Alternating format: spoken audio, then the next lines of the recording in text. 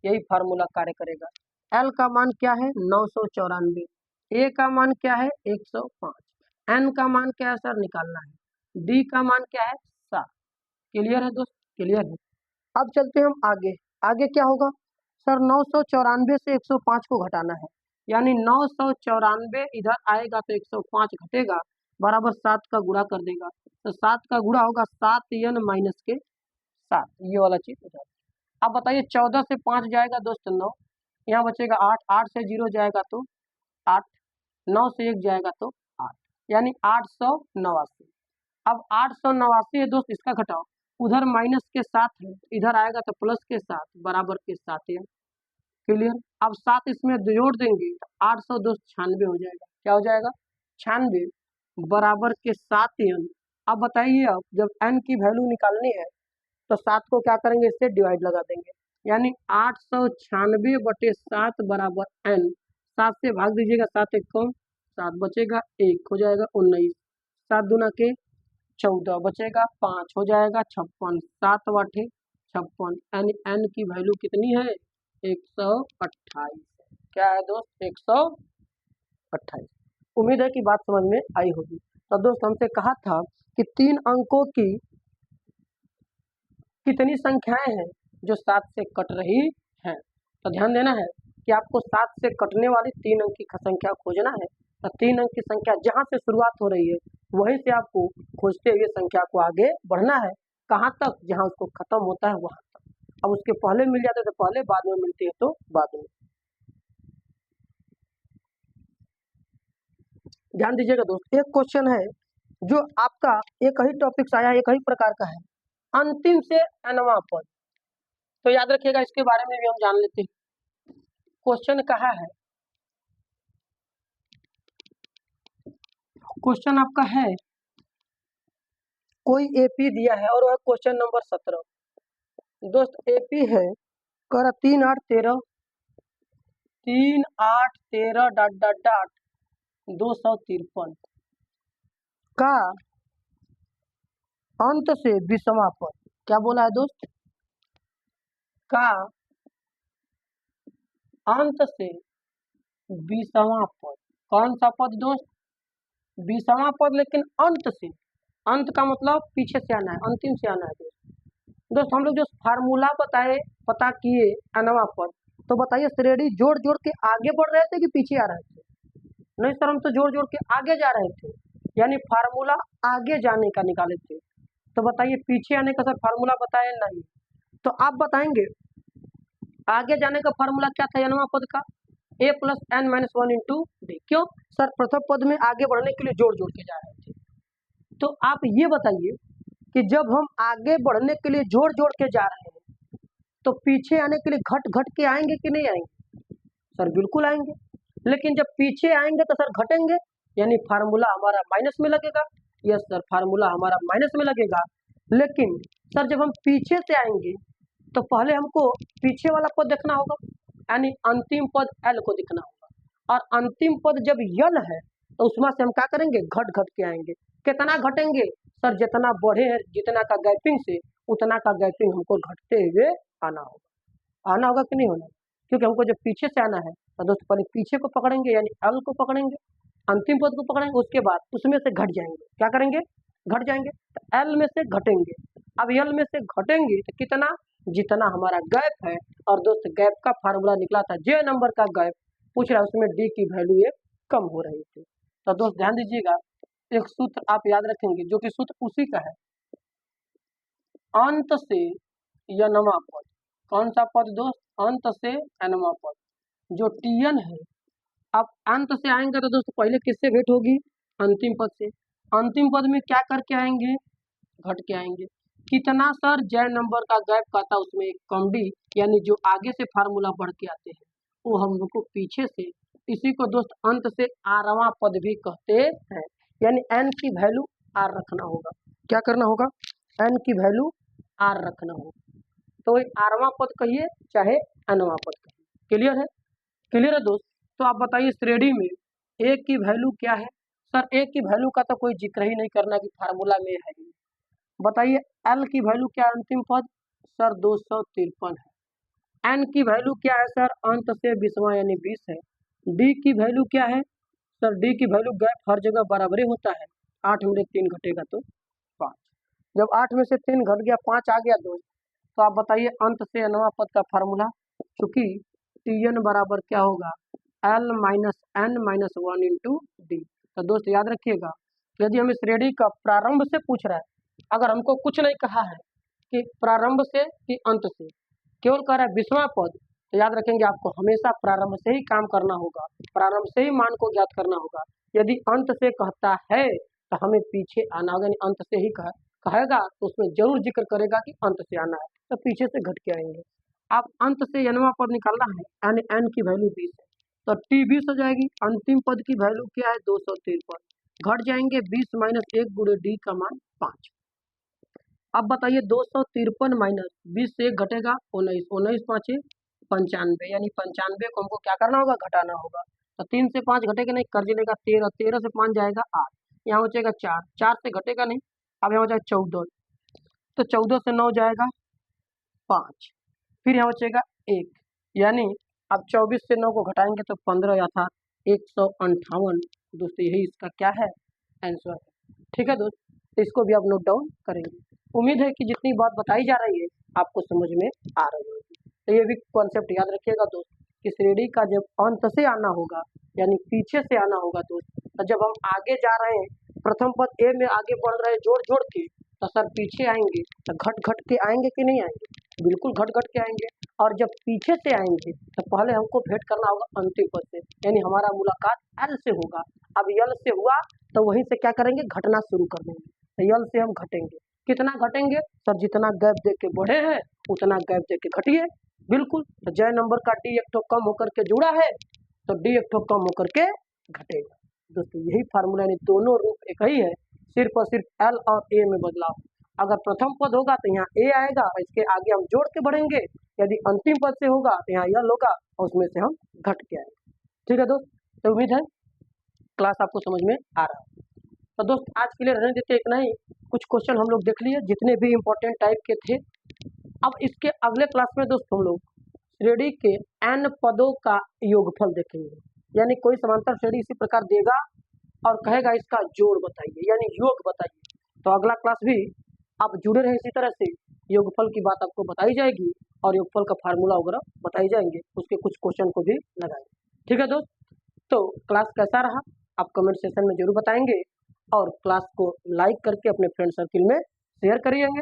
और कोई भी भाई दोस्त बहन कुछ भी अगर कोई नए व्यक्ति हैं तो आप चैनल को सब्सक्राइब करिए और आप भी इस क्लास को आगे बढ़ाने का प्रयास करिए, जिससे कि इस क्लास का बेनिफिट सभी बच्चों तक पहुंच जाए, यानी सभी भाइयों तक पहुंचे।